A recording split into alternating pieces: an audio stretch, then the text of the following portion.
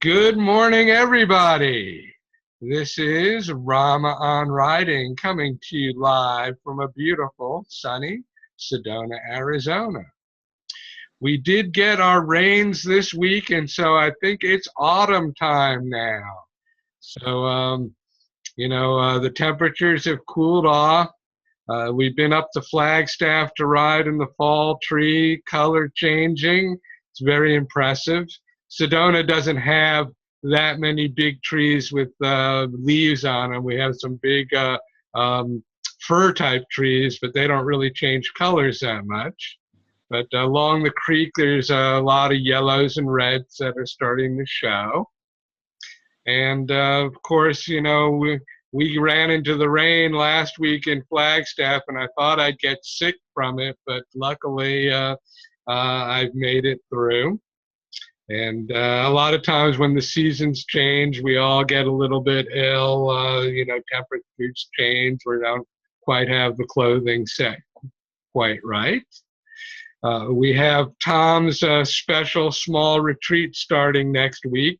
I think it's a 5-day retreat, and I think he's going to get everyone through the soul read during a whole week, which is a pretty impressive task. So we should have some new books and some new people moving through the timeline as a result of that. And then November, we have another very, very large Sedona retreat that I think we've sold out the room again, and then following that with a Santa Fe retreat. So we're going to be working with a lot of authors in the next few days, or few weeks, excuse me. And I'll be working with them from Hawaii again over the winter. I'm looking forward to getting back to the ocean and hopefully avoiding the cold weather here in Sedona. Well, today we have an author interview with Curtis Mischler, author of Trinity. And if you look at his name on his picture, Curtis was very smart. He put author of Trinity there. So very good going, Curtis. Thank you. Good morning. All the books and all the retreats change us and create a lot of changes in our lives. And this is kind of an inside joke, but I'm sure that there are other changes that happen to Curtis as a result of writing this book as well. And we'll be talking about some of those. We'll see what he's willing to share with us. First off, Curtis, what do you do? I mean, who is Curtis? Beyond being an author, what kind of things do you do? What kind of job do you have? What do you like doing in life? Who is Curtis? An easy question to start with there.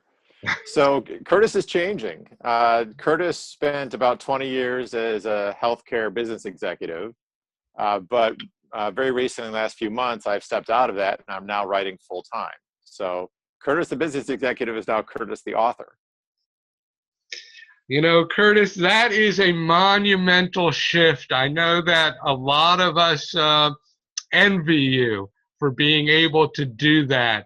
I struggle with that one every day, although I'm a professional author coach or something like that, just like I used to be a professional mountain biker that way. But I still struggle with actually spending the time on my own books. So was that your goal? I mean, did you struggle with balancing the two, and so you decided to make a shift? Is that why? I've had an interesting journey when I look back on where I've been in my life. And my interest was always to be an astronaut. That's all I ever wanted to be when I was growing up. It turns out I'm too tall. 6'4" is the cutoff, and I'm 6'6". So after that point, I was early 20s. I wasn't sure what I wanted to do, and I just kind of fell into my career. But it wasn't by any conscious decision to do so. After the retreat, after writing this book, I kind of realized that there were things out there that I really had a passion for and that I could pursue.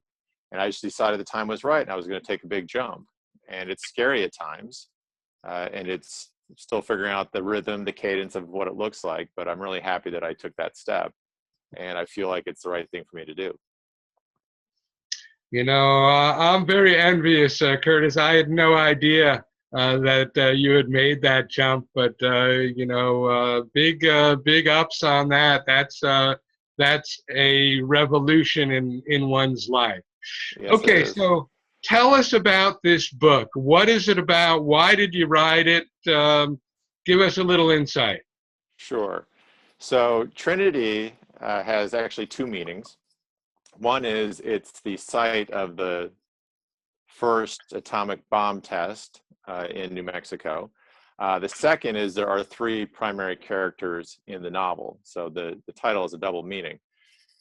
I wasn't sure what I was going to write when I sat down to write this book. And I'm actually not that surprised that it came out the way it did, because my grandfather actually was a nuclear physicist who worked on the Manhattan Project. And so what I ended up doing is I wrote a fictional story about a physicist who was there at the Trinity site. And when the first atomic bomb went off, it creates a rift in time and space that has a negative effect to the future of the universe. And so he and his descendants have to jump through different periods in time to try to fix that rift. Now, as you wrote this book, in that first retreat, did you get completed with the whole story, or were there parts of it that you had to, like really create after the retreat? No, I made it through the whole thing. First draft in that first retreat, Trinity as it is now is essentially what came out of that 3-day weekend. There was some revision I did. I moved some things around. I had to fill in a couple of parts, but the majority of it was there. I didn't have to do a lot with the story afterwards. I was actually really kind of surprised and pleased with that. That's very special. I know a lot of us struggle, with. I think we doubt ourselves is what happens. We write the book, but we don't really accept that we wrote the book. So it's kind of having that confidence that this is the book and sticking to our guns. So good work. Now I Thank you. know that you're writing a second, and you may have a third one in the works. Are they sequels to this, or are they different, or what's going on? They are not sequels. I feel like this is a standalone. It's a fun read. It's a quick read. It's very fast paced. It's very enjoyable. But I think the way it ends, it really is complete at that point. So I've written the first draft of my second book. It's much longer. This was a novella, about just 110 pages or so. My second book's probably about 350, and that's a metaphysical detective novel, mystery novel.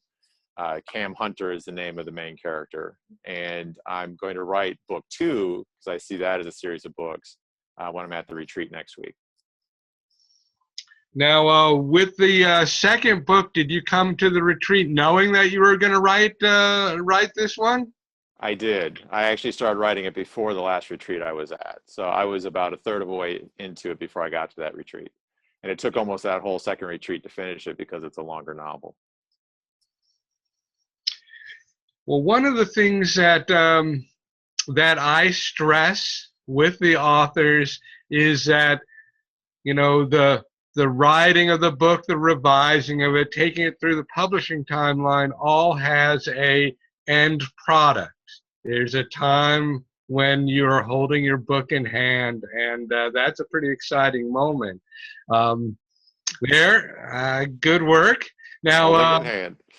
when you got that book in the mail from Create Space, what was going through your mind? Do you remember that?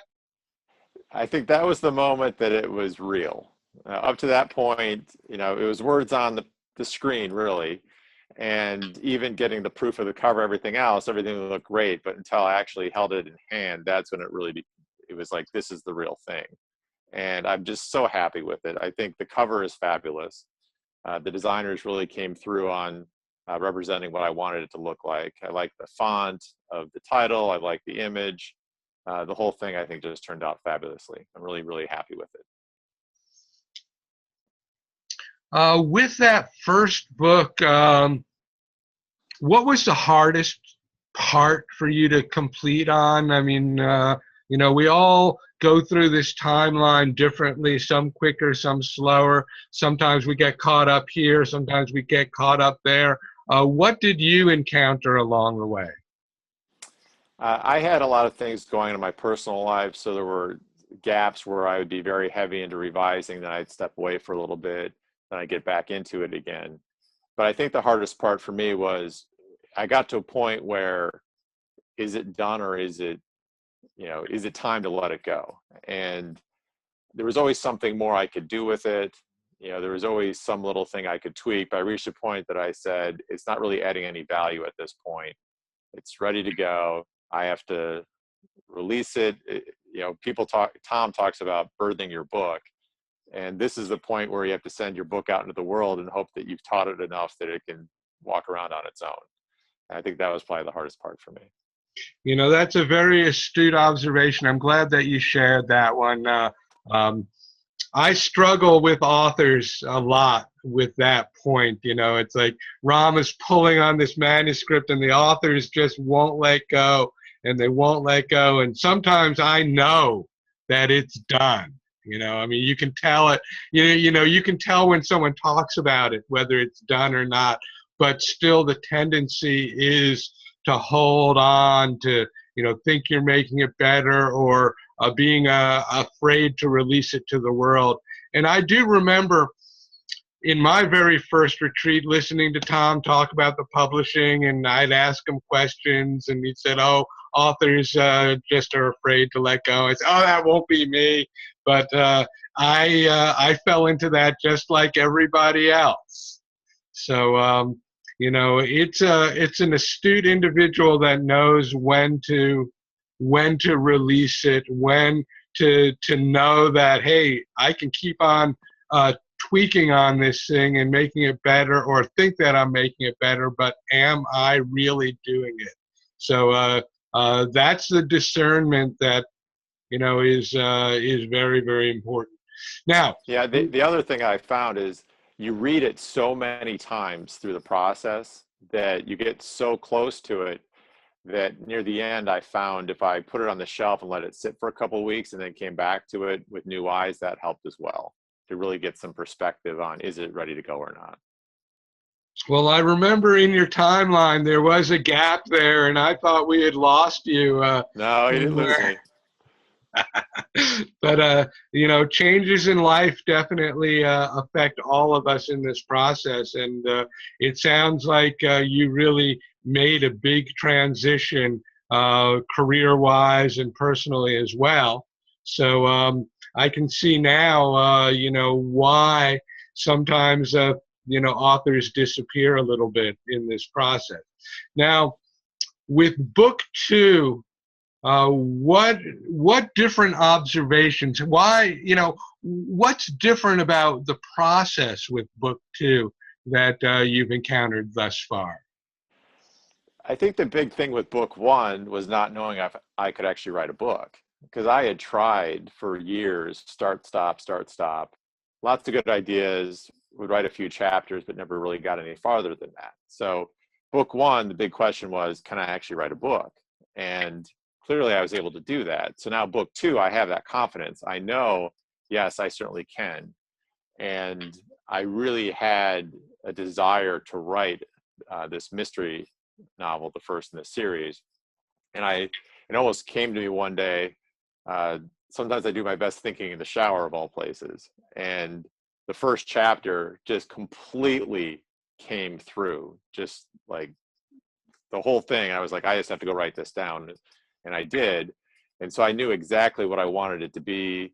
I pretty much knew the entire story arc before I started writing it, unlike my first book. And I think it was just a question of getting through everything.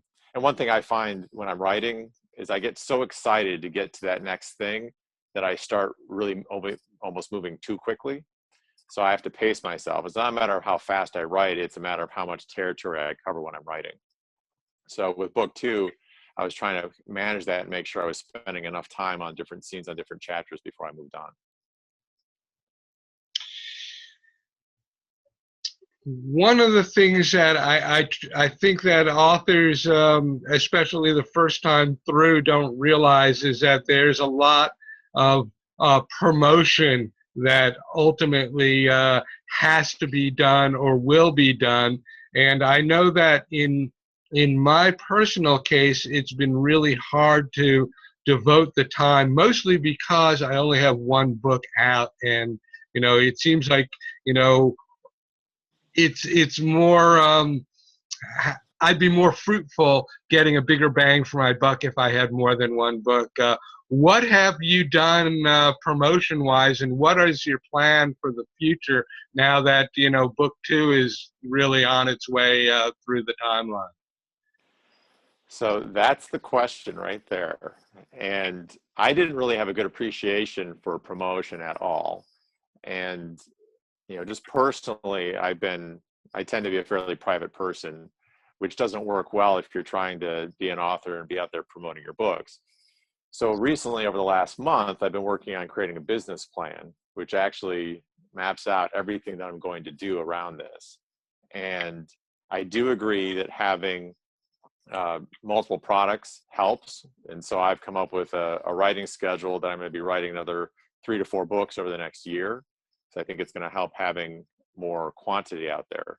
But the promotional plan I have is a combination of looking at book blog tours, seeking out book reviews, looking at local media to do little segments, articles, that kind of thing, and then ramping up my social media presence. So Facebook, Twitter, LinkedIn, Instagram, things that typically I have not done just on a normal personal day-to-day basis, but I feel are really important for something like this.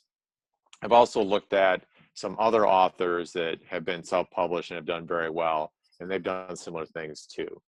But at the end of the day, I think the hardest part of all of it is you're completely, in a way, bearing your soul by putting these works out there. Because the first part is you write it and you feel really good about it and you know that it's good. The second part is sending it out there to the masses and saying, hey, look at this. And it's not just a matter of hoping they find it. It's, I'm going to jump up and down. I'm going to wave my arms. I'm going to point. I'm going to get your attention. And now the true test is when they pick it up and look at it, do they think is it as good as I think it is? So I think that's the part that I'm still working through, is being really able to do that and just let go. Now, do you feel that the style of your writing is significantly better in book 2, or do you feel that your style in book 1 was very good as well? I think the style is very similar. I tend to have, I think, a fast-paced, minimalistic style. I'm trying to add more on character development, trying to fill in aspects of the story more than I did in the first one. The nature of the first story didn't depend on that. I think my future books will. So I think that will evolve over time. From my business career, I did a lot of writing. It was business, technical focused. So it's not a matter of knowing how to put words on the page. It's more from a novel perspective, figuring out how to put it together so people really understand the situation, the characters, and what they're going through. So I think that's what I'm working more on with book 2 and book 3, is that character development. Sounds good. Do you have some advice that you might share as far as what you've learned thus far to help? I mean, some of the authors online are well into their process. Some are at the beginning. Some are in book 2. Some haven't even addressed that book 2 has to be written. So what's your, if you had like one piece of advice, what would that be? Well, I can't claim credit for this. I actually read it from someone else. But the question, I forget, I wish I could say who it was for sure. The question of this person who's an author was, what's the key? What's the trick to writing? And his answer was butt in seat. And I really think that's what it comes down to. And I think that's what the retreats are really good at, is getting you in that position where you just sit down and do it.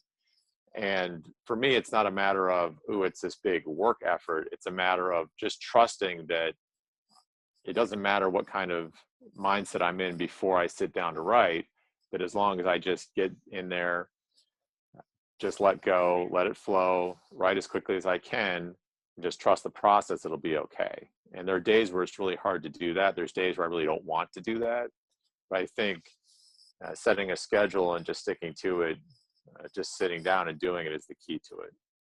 And just trust yourself, because it really is better than you think it is. Someone else, might have been Tom actually, made a comment that said, the louder your critic gets, the closer to being done you actually are. And so the more self-doubt, the more you start hearing, oh, I don't know if this is any good, I don't know if I should keep going, that probably means you're getting pretty close to being finished with it. And that's the point where you just have to press through that. That's actually a great comment there, because I've noticed that as well.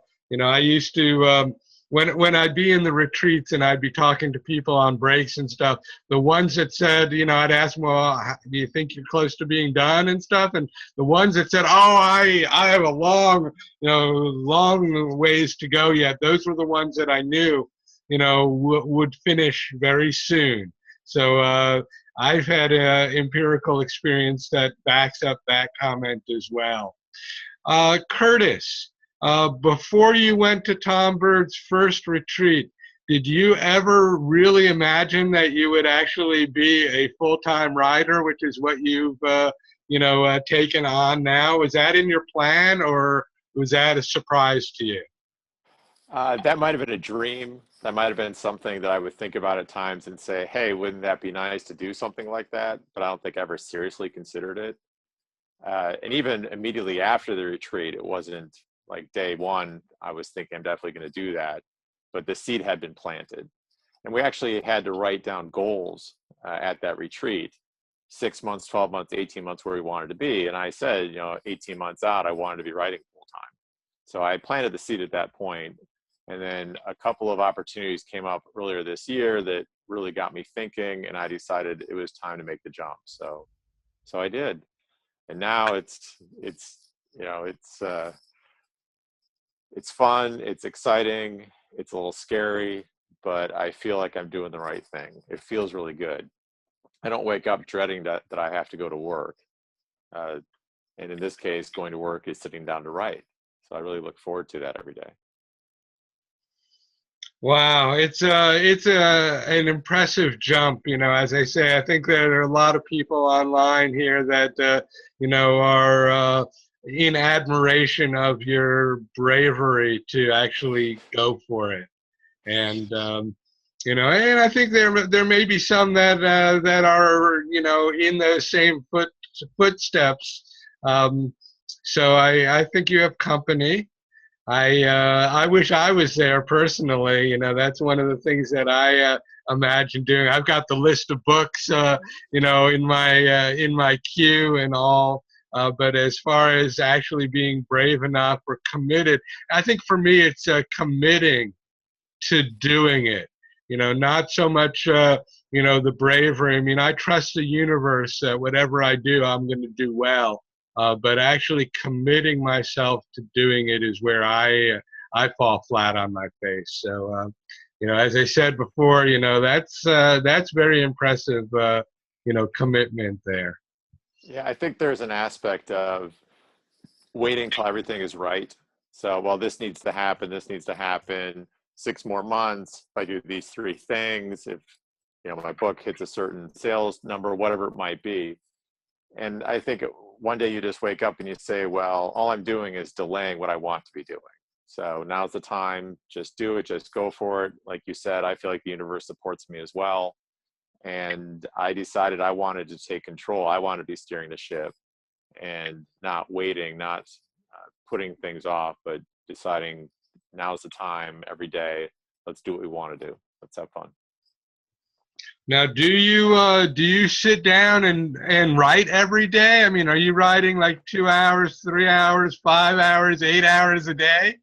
No, I'm not doing that. I found that uh, when I sit down to write a book, I want to sit down and write the book. So clear the schedule, make that the focus, all in on that. I've had a lot of things I've had to do with the business plan that I was developing, pulling that together. So there's a lot of things outside of writing that need to get done. At a minimum, I do some journaling every morning, whether or not that ends up in any book or not. It's just a way to kind of clear the head and get some things out to start the day. So that's part of my daily routine. But I'm not necessarily writing a new or working on a book every day. I'm still working on the revisions for book 2, which I finished at the last retreat. And I don't think I'll get those done before this next one, before I start on book 3. But I'll try to wrap those up together at the same time. But I found that I need a schedule that gives me some flexibility. So if the schedule says you have to write for 2 hours every single day, that's not going to work very well for me. If I have a schedule that says I need to work for this period every day, and some of it's writing, some of it's other things, depending on revisions, whatever else I need to work on, then that's fine. But when it comes time to actually say, okay, I'm doing book 3, 4, or 5, I'll set aside a week or two, and that's all I'll do is work on that during that time, so I'm not distracted. So have you set up like a special office in your home for authoring or working on your Yes, projects? that's right. I have my own dedicated office. I actually have 2 desks in there. It wasn't planned, it just worked out that way. So I have one desk where I do all the business kind of stuff, and I have the other desk where I do the writing. And my challenge is to keep it clean. I tend to create piles. I'm a clutter guy. So one of the things I'm working on is keeping that space free and clear so that it's just there and available for me. I can just sit down and use it. Boy, it sounds like you're doing everything right, Curtis. At this point, I'd like to open up the forum. If people have questions for Curtis, you can either unmute yourself or you can wave at me and I can unmute you. I'm going to go check the chat a little bit to see if there are any questions that have been posted there. So who's going to be first? There's got to be somebody that's got a question for Curtis. I have one. Okay, good. Thank you, Leah. Hi, Curtis. Congratulations, first of all. Thank you. My question had a little bit to do with the timeline. I was wondering when you initially went to the seminar for Tom Bird, like your first one, and then how long it took for your book to be in hand. The second question is actually a little bit less structured, but I was just kind of curious as to if the inspiration for your book came to you like in one big overarching idea, or if it was something little that you just kept building upon. And I'll mute myself now. Thanks. Sure. I'll actually answer the second question first. So when I went to the retreat, I went to the Santa Fe, New Mexico retreat, and my brother lives in the southern part of the state. So I went out and visited him for the week leading up to the retreat. And during that week, I spent some time just moving around the state, going to some different museums. And through that process, I just felt like I was getting in touch with my grandfather, with some of my past. I had majored in aerospace engineering in college. So I just felt all these things kind of stirring up. I went to the Nuclear Museum in Albuquerque on the way to the retreat. So although I wasn't planning on writing this book before I got there, when I look back on it, I realized that week leading up to it, things were really germinating and pulling together. So when I sat down and started writing, it just flowed. And I didn't know exactly what it was going to be, how it was going to turn out until I finished it for book 1. But certainly those days leading up to it really set me up for it. Like I said, with book 2, I knew what that thing was going to be before I even put the first word on paper. So that's been a different experience for me. As far as the timeline, I powered through the first draft and revisions, and I had a lot of things done.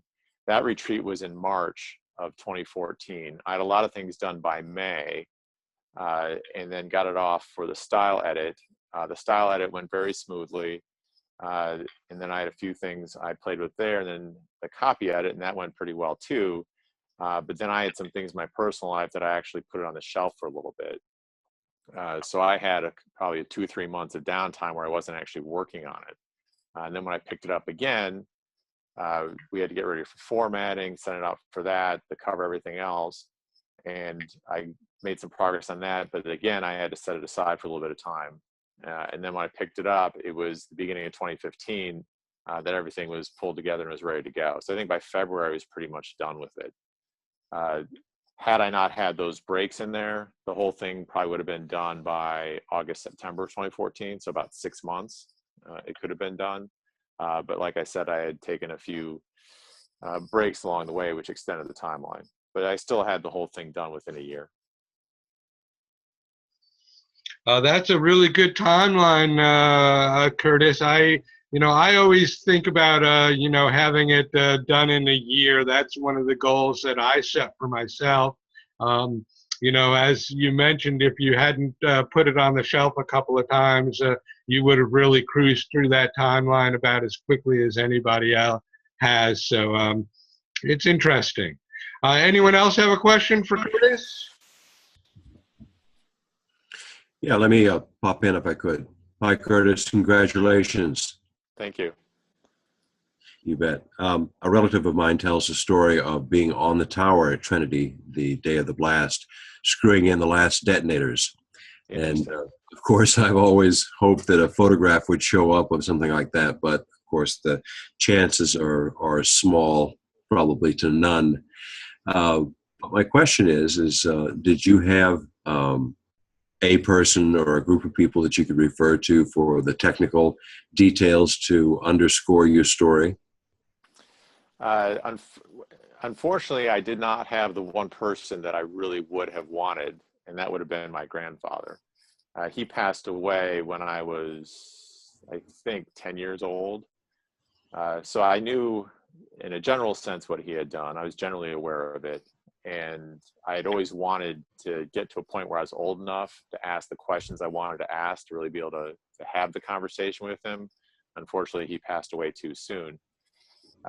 From my background in engineering, I took a lot of physics, so I was able to adapt some of that. But I also decided that I didn't want to get too hung up on the technical details, because it is a science fiction story. And I was more interested in having the fun with jumping through the different periods in time and the effect that has on the characters. So I didn't overdo it on the technical details. A few things I researched just if I was referencing like the size of the crater or the yield of the bomb or some of the dates, I did cross-reference that to make sure it was correct. But beyond that, I kind of decided that this wasn't meant to be perfectly in line with reality, and I didn't want to get too bogged down in those types of technical details. And I actually think I put a disclaimer in front saying that whatever science is in here is done for the sake of the story, and that it's more fiction than it is reality. There you go. Sounds like you hit the right mix. I hope so. Jill, I saw that you had your hand up. I've unmuted you. Thank you. Wow. Congratulations. It's just amazing. I loved hearing you speak. It just seems like everything that it just was meant to be. You were the guy that was going to write this story. It's just amazing. You mentioned book reviews and blogs. Where do you blog, and how are you going to get your book reviewed? And is there any prejudice because it's not the length of a book, it's a little shorter? And are you envisioning doing a screenplay with Trinity? All good questions. So as far as book blogs and reviews, I found there are hundreds of sites out there. Mm-hmm. And it really just comes down to reaching out, participating in the blogs, making contact with the people that run those sites. Some of them are paid, some of them are free.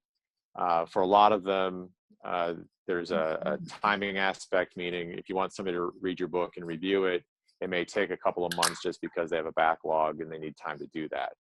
So I'm really, from a review perspective, going to take more of the shotgun approach. Certainly, I'll ask friends, family, anyone like that. But seeking out some of the Amazon top reviewers, seeking out people that specifically do book blogs on different genres and do reviews as part of that, just trying to get the book out in their hands.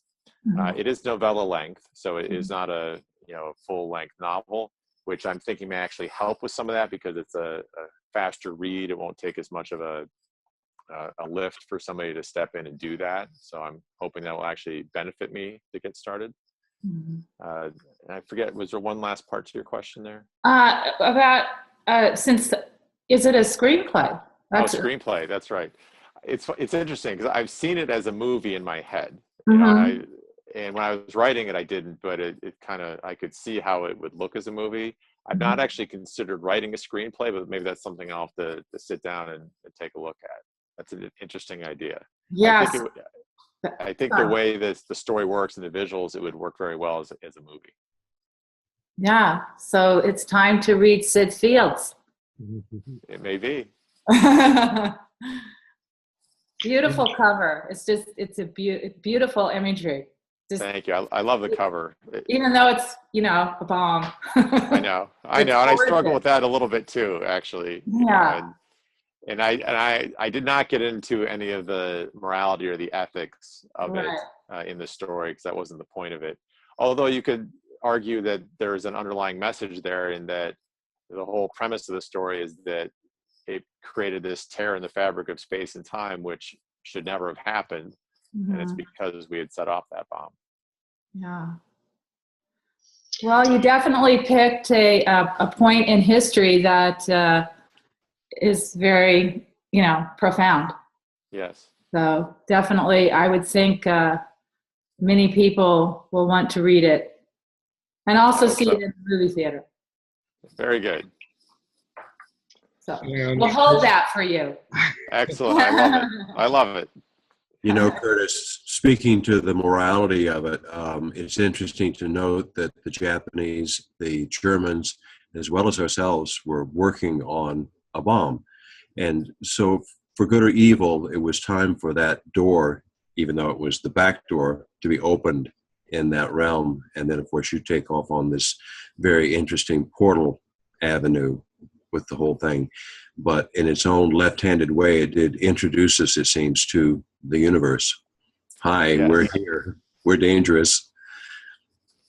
Yeah, and we're dangerous to ourselves. And if you look at the history, that was the big race to see who could get there first. And the belief was whoever did was going to win. And as it turns out, that is pretty much how it happened. Exactly. And I know that the people making the decisions really struggled with, should they use it? How should they use it? I think, like I said, I'm not going to get into all the morality and ethical issues around that. We all know that it was used 2 times in Japan. There have been several tests since then. Certainly the number of nuclear powers has increased. Russia certainly is one. India and Pakistan are. I think Great Britain, some other countries have joined that exclusive club, if you will. South Africa and Israel, and right. Yeah. And certainly the amount of testing has gone down because people understand the environmental impact of that.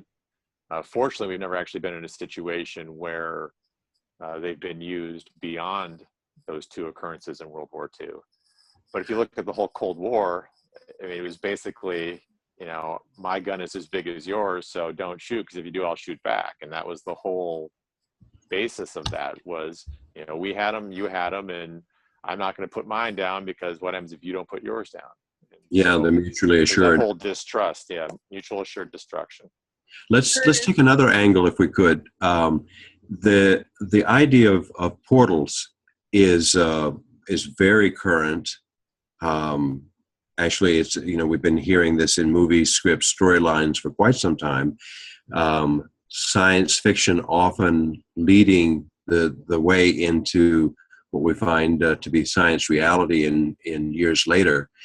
As you researched, as you write, did you come across anything? Have you to the effect that there may be something of substance known or in possession now that would be a literal dimensional portal?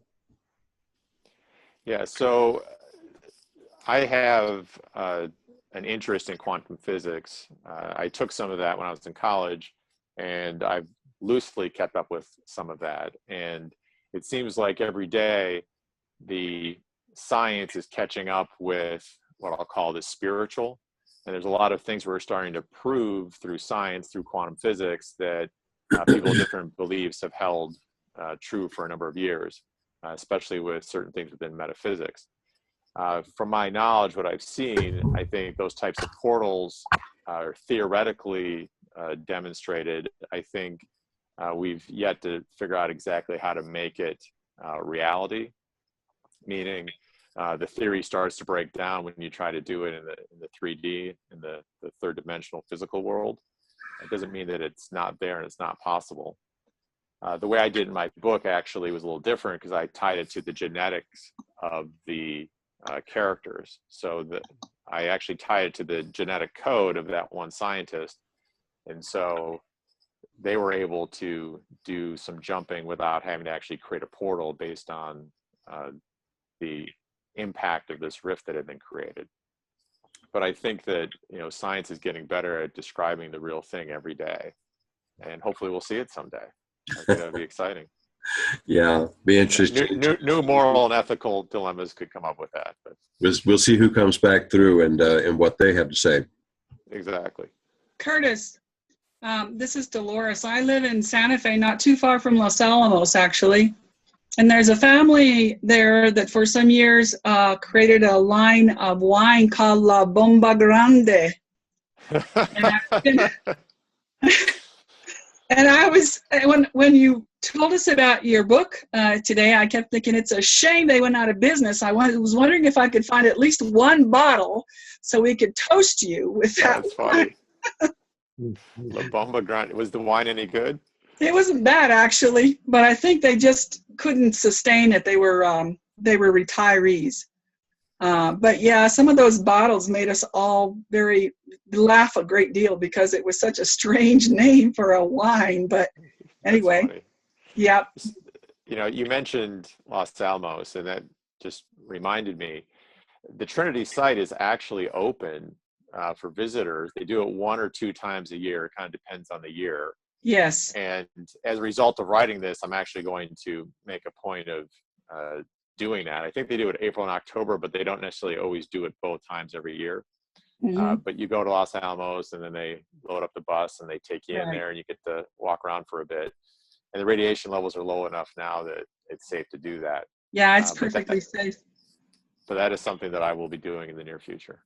Well, good. I was going to ask you another question.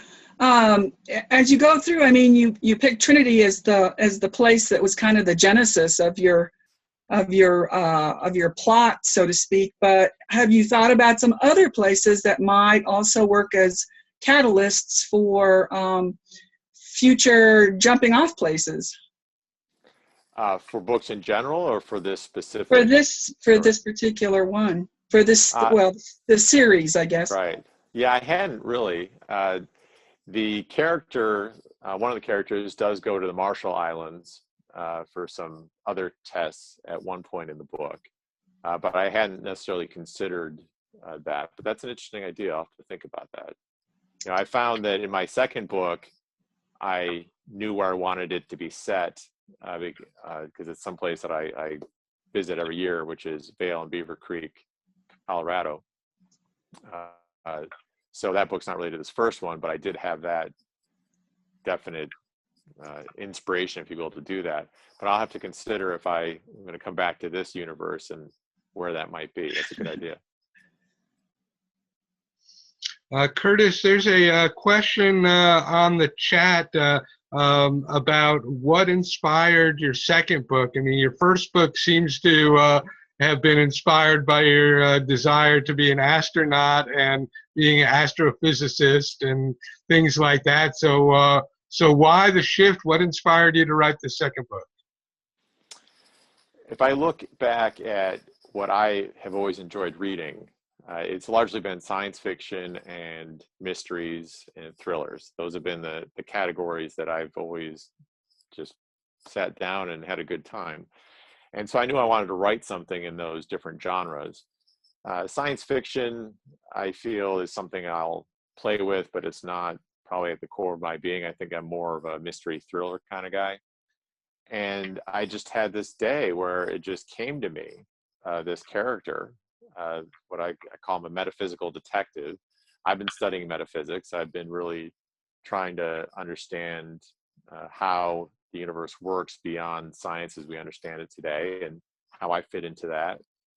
And I just had this image of someone who is your typical detective, be it a private eye, be it a police detective, but beyond just the conventional ways of trying to solve crimes, he's also using metaphysical principles.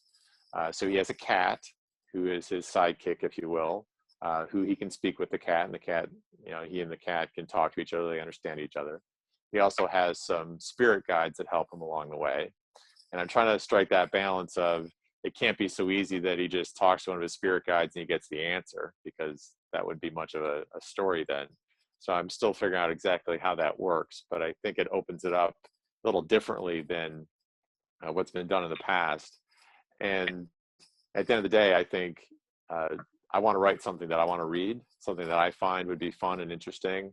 And that's really, I think, also behind that.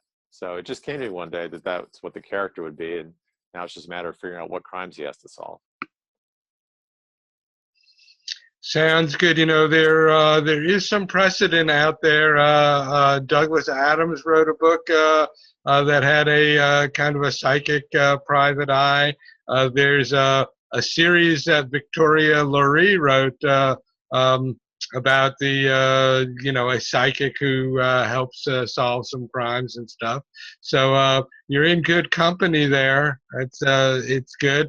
I think I saw that Mary had her hand up, so I'm going to unmute Mary and see what question she has for you.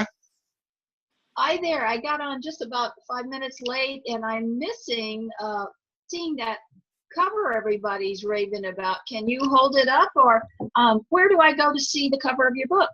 There you go, Mary. Oh, wow. Look at that. I really like the blue sky in the background because it makes such a good contrast. That's an amazing picture. It does. And I have to admit, I really, for some reason, like that little star, almost, if you will, at the base of the start of the N in Trinity. Yeah. And the back cover, actually, that's part of the font for the title. So on the back cover, it just has the name of the book, but it has that same font with that on there. And I just really, really like that.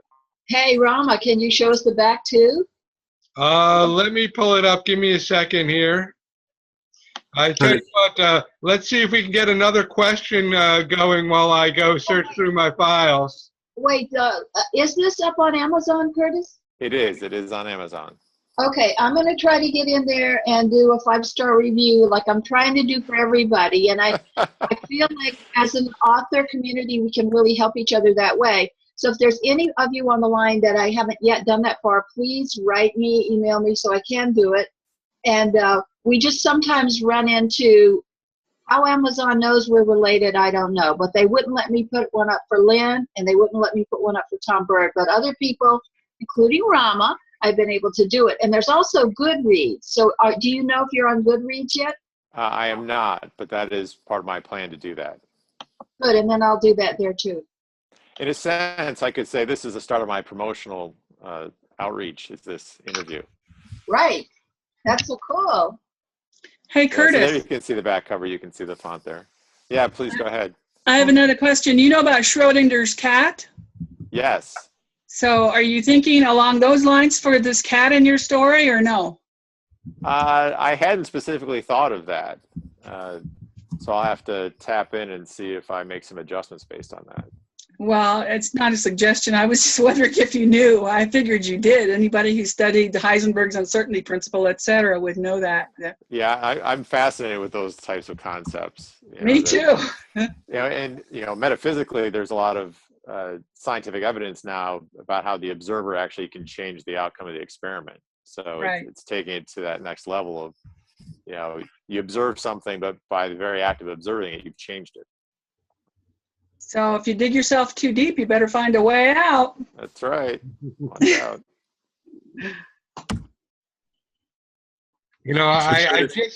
I just wanted to provide one source of resource for anyone that is interested in developing a screenplay for their book.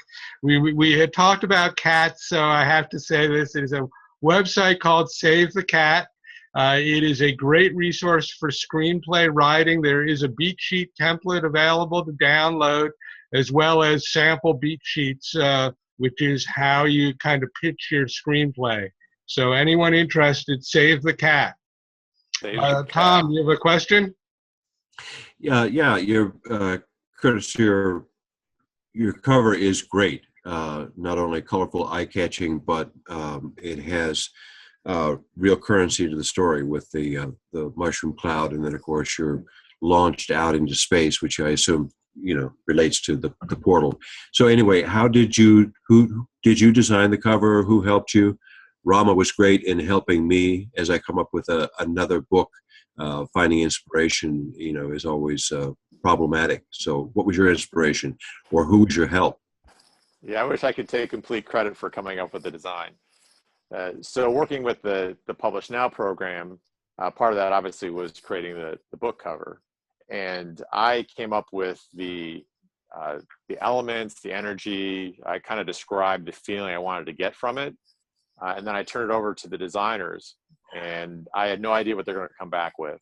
I think I had mentioned something about a mushroom cloud, something about the number 3, time and space. I had a few other attributes that I put together. And when they came back with this, I took one look and I said, that's it. I didn't change a thing. It just nailed it. The colors, the image, the way it blends, the ground up into the sky, everything, I just thought was fabulous. So I have to give a lot of credit to the designers. I haven't actually met them. Everything was done electronically, but they really captured the essence of what I was asking for. Yeah, I'd agree. And I agree with you. Those little star twinkles, scintillations of light add a lot. They really do, yeah. Yeah, I just would like to, reiterate what Curtis said. The cover team does an amazing job. I've done covers for authors, and it is a challenge. And they seem to do an incredible job. They don't always hit the nail on the head the first time, but after you are able to describe what you really want after looking at something, they tend to catch you pretty close on the second time if they hadn't hit it on the first one. So I really respect their ability. It's an amazing team that puts that together. Tom Pitts, you got a question? You want to unmute yourself? Yeah, good morning, Curtis. Hey, Tom, nice to see you again. Yeah.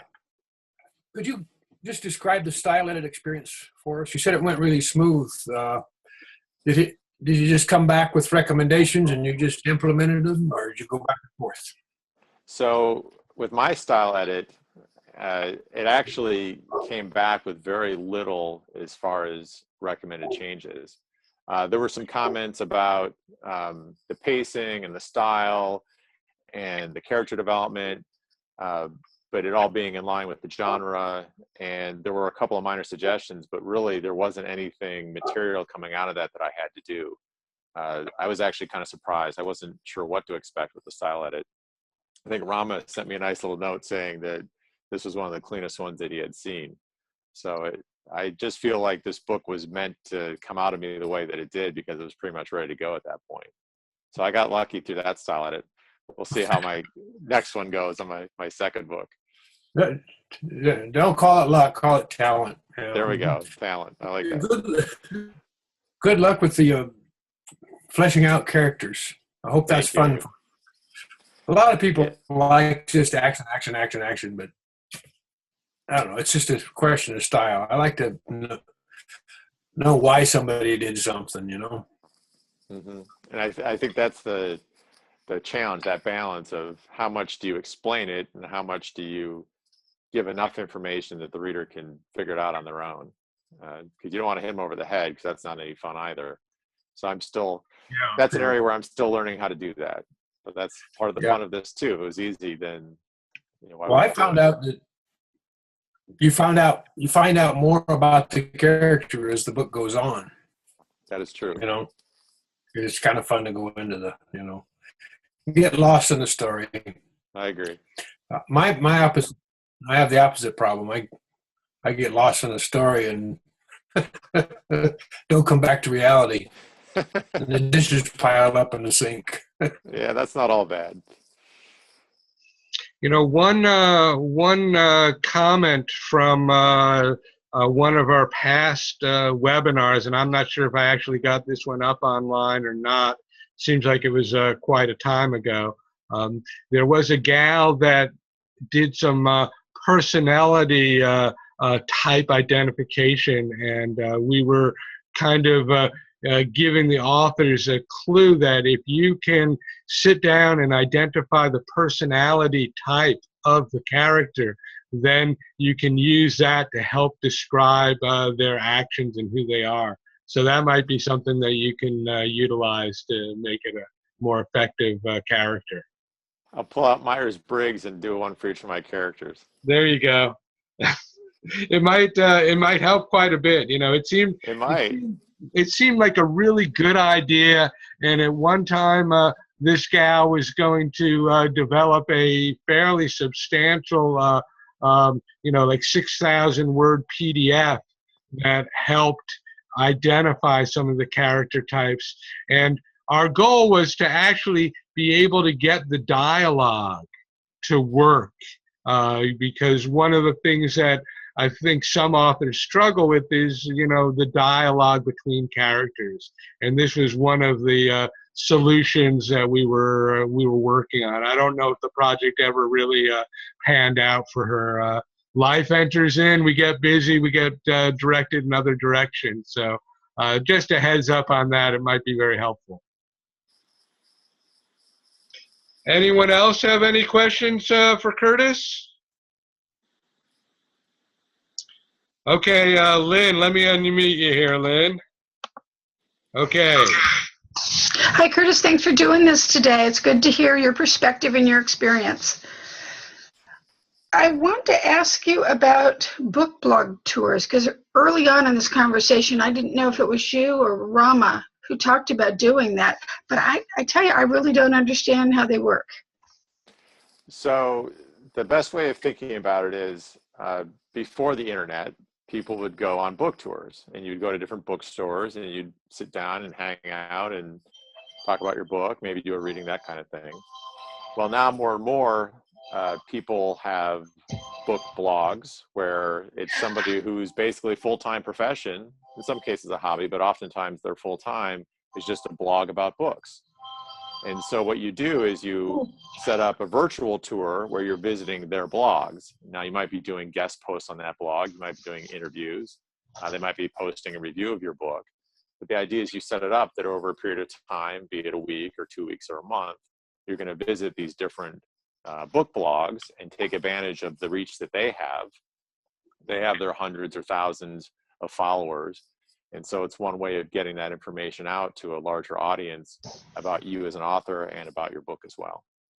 Okay, so book blogs. So, and did you say that you were going to see about getting it reviewed, like a professional review? So, you know, there are a lot of different review opportunities out there. There are sites that offer paid reviews, like Kirkus Reviews, for example. And those can be several $100s to do that.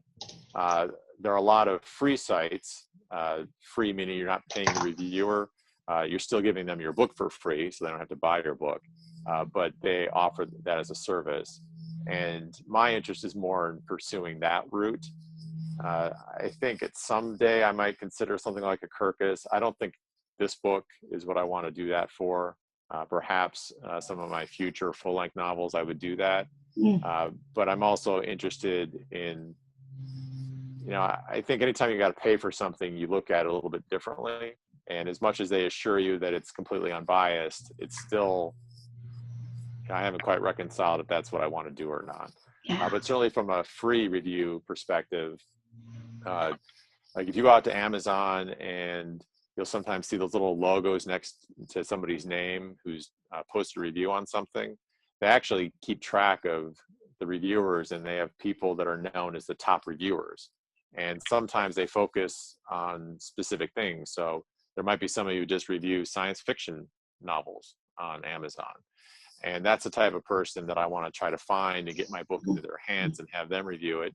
And it's a roll of the dice because you don't know what they're going to do. You know, they could love it, they could hate it, and you got to live with it, whatever it is. And that's part of, you know, the chance that you take. But I think that's what you have to do, because these are people that are known for doing this type of thing, and others will pay attention to that. And, you know, a 3 or 4 star review from that person probably is going to mean more than a 5-star review from your brother. So that's what I'm trying to do. Yeah, good point. I sent my book to a woman named Becca Chopra, who lives in Hawaii, because she does reviews of metaphysical kinds of books or spiritual books, and I'm waiting to hear back, because once you send it, she can also decide not to review your book. Correct. So, and she does it for free. So, you know, we'll see. It's only been a week or two. Good luck. Thanks. Yeah, I mean, that's what I've seen, is that, yeah, you have to make contact, and there's no guarantee that they'll do it. You know, they say they will. You know, people get busy, things happen, and you know, I've also read, be prepared for a lot of silence. So you might reach out to 100 different people, and maybe in the end you get 25 that actually go ahead and do it. And that's just the nature of the game. And it's not that the 75 didn't like it; they just might be really busy. They have other things going on. So part of it is a volume play. The more you put out there, the better opportunity you have to get more responses. Lots of opportunity to practice not taking things personally.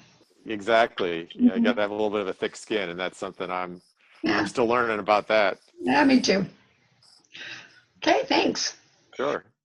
Just a heads up for this, because this is some good information. We'll probably do some webinars about this in the coming year.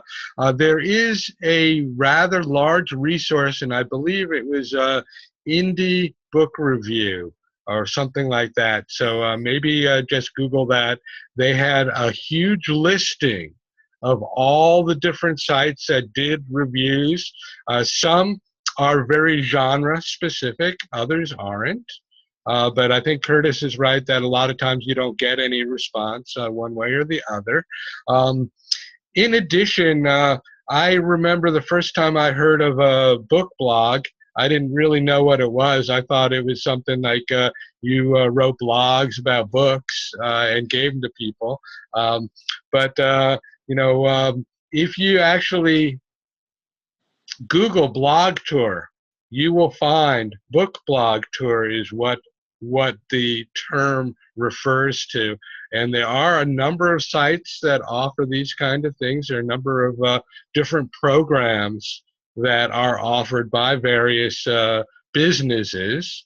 We did have a couple of people go through a book blog tour put on by or organized by one of our SEO people several years ago, and they were, you know, very successful at getting the word out. I'm not sure if it translated into a lot of book sales, but you know, you got to start somewhere. You know, the Kirkus reviews are, I think, about $300 or $400. They're not cheap. Deb McTernan did a Kirkus review for her first book, and you know, she learned a lot. It was a good review. It wasn't a great review, but she did incorporate some of those things that she learned into writing book number 2. So it's a possibility out there. I will try to track down that independent book review site that had the listings and post that on my Facebook page. So we'll look for that. Anyone else have any questions or comments for Curtis? Yes, I've got. Oh, okay. One more comment, Tom. Yeah, as far as book reviews, there's there's so many of us out there looking for reviews now. I would appreciate, if you want me to review your books, send me the review and I can paraphrase it. Seriously, a lot of the times I won't put the review up because I just haven't, I've skimmed the book but don't know quite what to say. And I've had people send me reviews and I've, tweaked them up and sent them back and they used them. So for me, if you want a review from me, just send me a review that I can, or just some bullet points or something that I can work with. It helps get me started. Okay. And, just because you may not be able to get that review listed on Amazon, that doesn't mean that the review can't be used. It can be used on your own website. It can be used through your social media. And you can physically put reviews up on your Amazon Author Central page. So there are other ways of getting the reviews, using them, than just getting the 5-star review on Amazon, which don't let your brother and your friends do. And I'm not sure how they know. I know that I tried to post a review last week for Deb McTiernan, and they wouldn't let me do it. So just a heads up, they're not useless if it doesn't go up on Amazon. Social media is a great place to put reviews. Your own website is a great place, and Amazon Author Central. Plus, I would imagine that on Goodreads, on your profile page and stuff like that, you can use reviews that you have in your files. So there are a lot of resources out there that you can utilize other reviews for. Mary, did you have another question? I'm going to unmute you. Thanks. Yeah, Curtis, what is your author website name? It's just curtismischler.com. Okay. Thanks. Sure.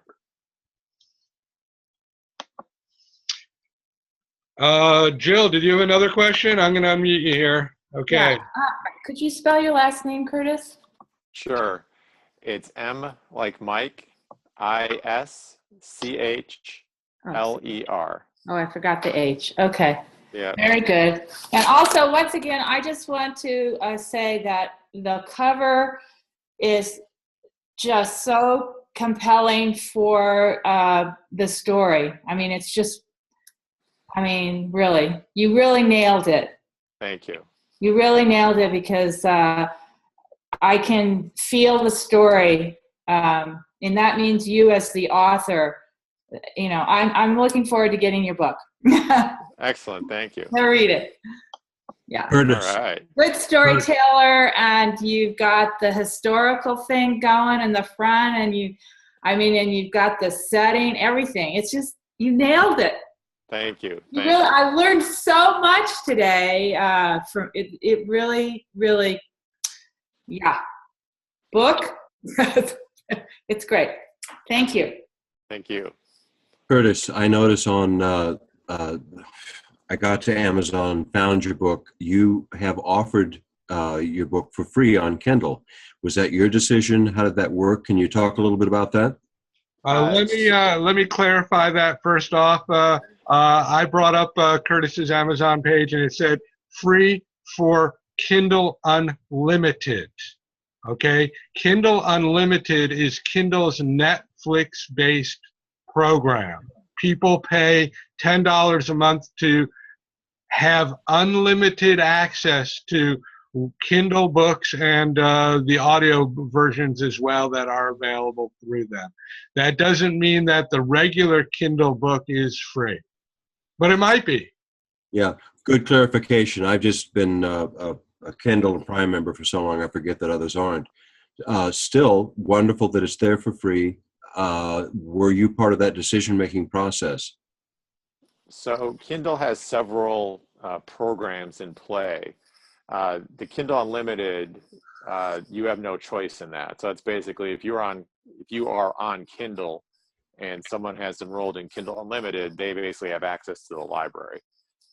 They have other programs, though, where they have Kindle Select, for example, where you agree for a period of time, I think it's 3 months to start, that you will not have the electronic version of your book anywhere else. So Nook, iBooks, anywhere else, you will agree not to market it, and it will be exclusive through Amazon. And through that program, they do some things where they will change the pricing. They may offer it for free for certain days to try to generate interest in the book. And they're making those decisions on that when that happens.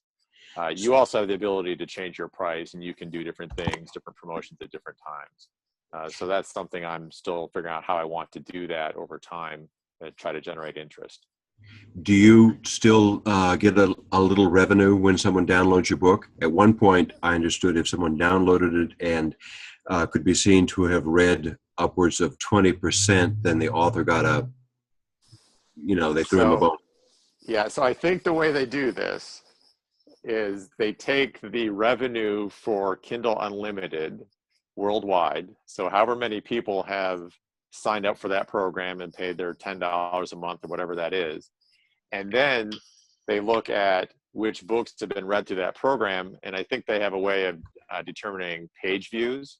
So, they've read whether it's number of pages or percentage or whatever of your book. And then they basically do the math to say, we're going to take a certain portion of that revenue and distribute it against all of the books that have been read during that time period.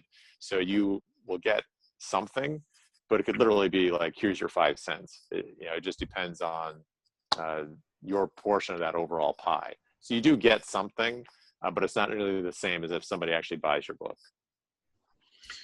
Well, congratulations. That looks to me like it'll be a great promotion. Thank you. Oh, Mary's got another question. Okay, Mary. So Curtis, I have gone to your author page and, echoing what Jill was saying about the cover, I really also like that space background. If anybody goes to Curtis's author website, that's pretty profound too. It has a color contrast from the book cover, of course. So here's a couple of things. There, on the left, there's a little Facebook link, and I clicked that. And yeah, I was it's not. well, my website still needs some work. So that I clicked on the Facebook thing, and a blurb came up about your book, and I was able to post that on my own website, on my own Facebook page. Okay. Oh, so awesome. That's something we can do for you. I didn't see a place to hit like. I would have done that too. And then the other thing I note is it doesn't look like you have yet got a connection here with a pop-up that Greg can do where we could get a free chapter of your book if we insert our email address. And that's, of course, a really valuable thing to start capturing those. Yes. For your monthly newsletter. That's right. So my website was one of those things I put on the back burner. I need to bring it back to the front now. Now you're ready. So yeah, I don't have the constant contact, the email, newsletter, that kind of thing set up yet. I need to do that. The social media links aren't all there to get to my social media. I need to do that. And I've actually decided I'm going to make some other changes to the site. So enjoy that starscape while it's there, because it may not last. When I originally put that up there, this was my book, and it made sense to line it up with that. But as I'm expanding my authorship, I'm going to make some changes so it's not just that kind of a view, because that has a very science fiction kind of feel to it. Mm-hmm. And since I'm branching out beyond that, I'll be making some other changes. Right. So maybe it'll be on the back page. Just so you know, as a new published author and everybody else who hasn't done this yet, it's a really easy step for Greg to create for you that link to your own constant contact site so that you can start capturing the email addresses. And what's good about sending out your monthly newsletter, you always want to say something like, if you enjoy this, please share with your friends, because my following has increased because people have shared the monthly newsletter with their friends, and that's what you want. Excellent. Yeah, that's definitely something I'm going to do very soon. Okay, cool. See you soon, too, over here. Yep. Sedona. That's right. Thanks. Thank you. Okay, well, I wanted to thank Curtis for sharing his story. I want to congratulate him on his big career change. It's a gutsy move, Curtis, and I admire you greatly for that. Thank you. And And thank you to everyone for joining today. And I'd just like to share that next week we have another author interview, Heather Harlow, and she'll be entertaining as well. And I look forward to that interview. So thank you all for tuning in. It's been a great webinar, and I'll get this up on YouTube as soon as I can, probably later on today. So thanks, everyone. Have yourself a great weekend.